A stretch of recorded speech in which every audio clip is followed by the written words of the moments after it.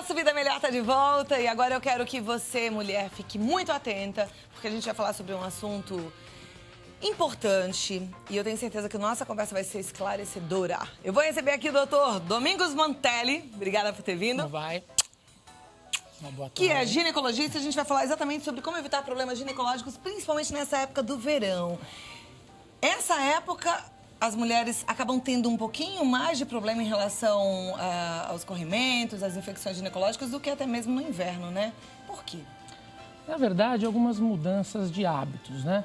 A mulher vai à praia nessa época do ano, calor, sol, e muitas vezes o biquíni molhado no corpo, entra na água, sai da água, e esse biquíni molhado acaba sendo um vilão. Porque ela passa muitas horas com aquele biquíni secando no corpo e fazendo com que aquela região genital fique uma região muito úmida. E o ideal, então, foi à praia, mergulhou, vai ficar aquele dia inteiro de biquíni, troca o biquíni e põe um seco? De preferência, se for passar um período muito longo sem voltar a entrar na água, trocar o biquíni e colocar um biquíni seco. É fazer uma higienização adequada da região vaginal e a troca do biquíni. Tá. E você estava me falando lá, a gente tomando um cafezinho, que não só o biquíni, né, mas o tecido sintético de uma forma geral, inclusive as mulheres que ficam o dia inteiro com aquela calça mais grudadinha, calça de academia ou uma bem justinha de tecido sintético também não é o ideal. Na verdade, o que a gente fala que propicia, né, a infecção vaginal? Um ambiente quente, um ambiente úmido, é um ambiente propício para a proliferação bacteriana. Então, se a gente pensar um tecido sintético, ele vai diminuir, né, a transpiração daquela região genital. Vai ficar retendo o calor, vai ficar uma região mais úmida e aquilo vira um ambiente propício para a proliferação bacteriana. Consequentemente, vem aquele corrimento vaginal, as infecções, as alergias de pele, tanto quanto no biquíni molhado. Então, calças muito justas, calça jeans muito apertadas e também os tecidos sintéticos, calcinhas de nylon. Por isso que a gente pede para dar preferência às calcinhas de algodão, porque eles permitem essa troca de calor, essa transpiração da região genital. Então, no verão, a gente deve abusar das saias também, né? Exatamente. Porque aí já fica mais confortável em relação a tudo isso e evita esse uso dessa calça que vai deixar aquela região ali mais úmida e abafada, né? Exatamente. Quanto mais úmida a região, o que acontece? Você modifica muito o pH da vagina. A vagina ela já tem um pH um pouco mais ácido, que até para a própria proteção da mulher.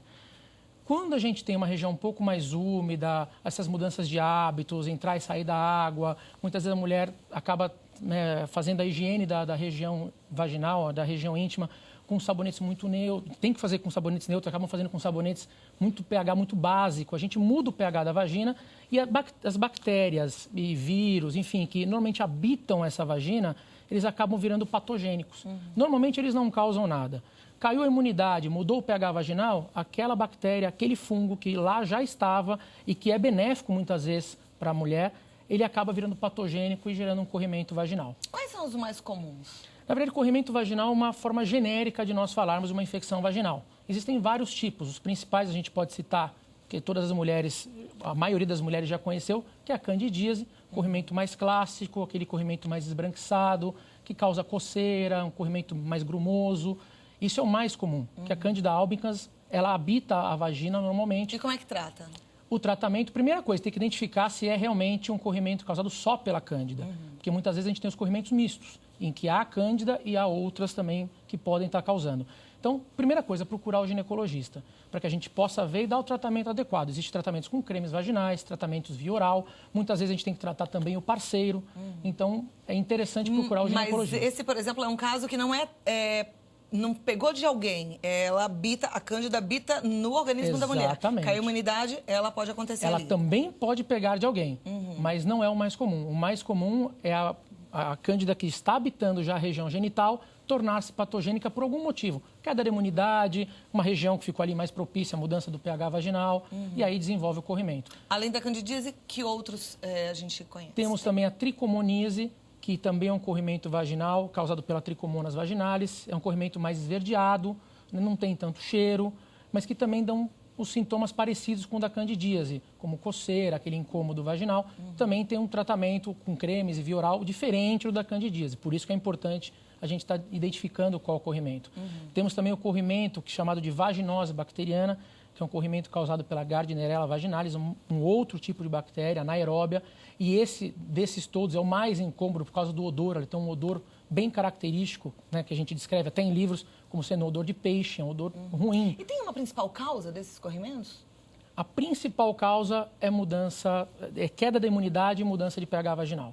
Esse é o principal. E como é que a gente previne, então, essa queda de imunidade e essa mudança de pH? Existe um jeito da gente prevenir? Existe, sem sombra de dúvidas. Existem algumas medicações imunomoduladores que você pode tomar para melhorar a imunidade, polivitamínicos. Mas se a pessoa tiver uma vida regrada, hábitos saudáveis, atividade física, alimentar-se direito, consequentemente a chance diminui muito. A gente citou de problemas no verão, porque normalmente os hábitos são mudados. Você viaja para a praia, você dorme menos, você entra na piscina, entra no mar, não troca de biquíni, usa roupas diferentes. Então, os seus hábitos mudam. Você estava me falando da ingestão de bebida alcoólica, que no verão as pessoas acabam, toma uma caipirinha, toma uma cervejinha e também cai a imunidade, né? Também cai a imunidade. A bebida alcoólica faz com que caia a imunidade.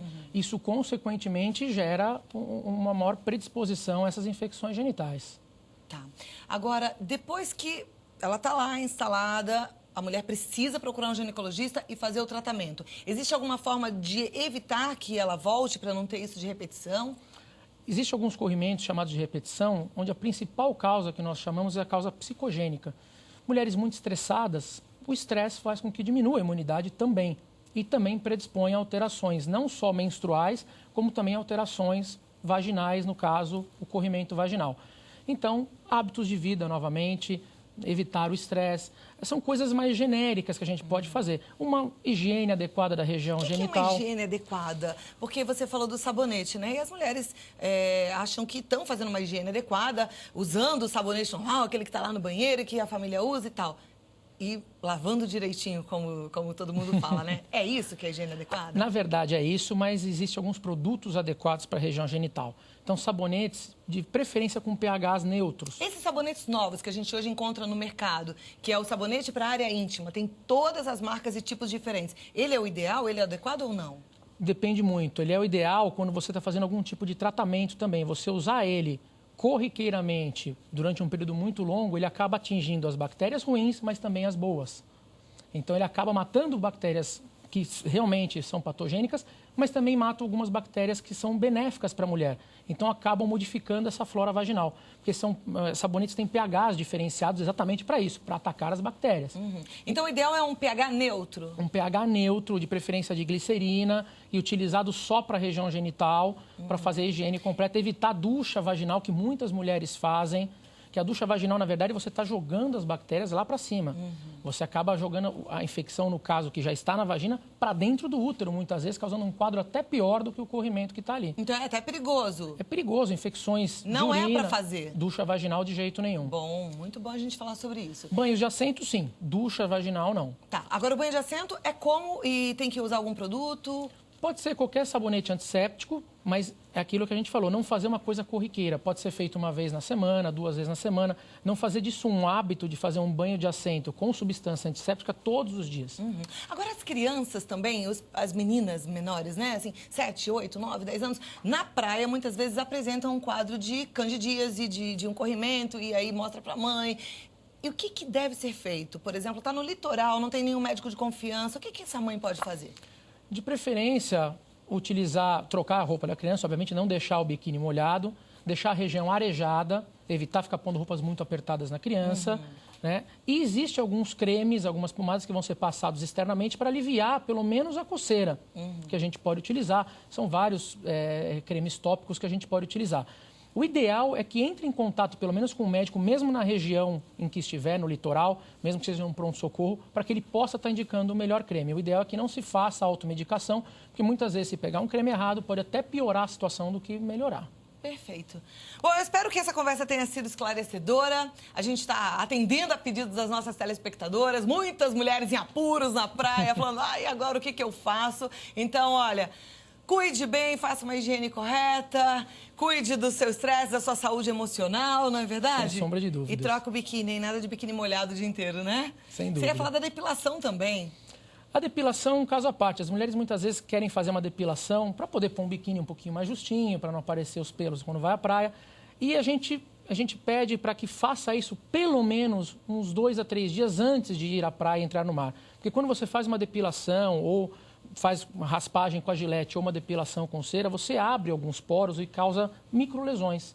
Essas microlesões abertas numa região que você não sabe a procedência daquela água, não sabe se na areia tem alguma bactéria que você possa pegar, pode adquirir uma infecção de pele. Essa infecção de pele, uma foliculite, e às vezes existem casos até graves, né, que isso evolui, causa abscesso no local. Então, às vezes, uma ida à praia, o início das suas férias, pode se tornar um pesadelo se você não tomar essas precauções adequadas. Muito bom. Espero que você tenha aproveitado bastante. Se quiser tirar alguma dúvida, entra no site do Dr. Domingos Mantelli, é o www.domingosmantelli, com 2 L's, domingosmantelli.com.br, tá certo? Tá certíssimo. Muito obrigada por ter vindo, adorei a nossa conversa e volte mais vezes. Sem dúvida, obrigado. Saúde feminina nos interessa muito, não é verdade? A gente tem que estar...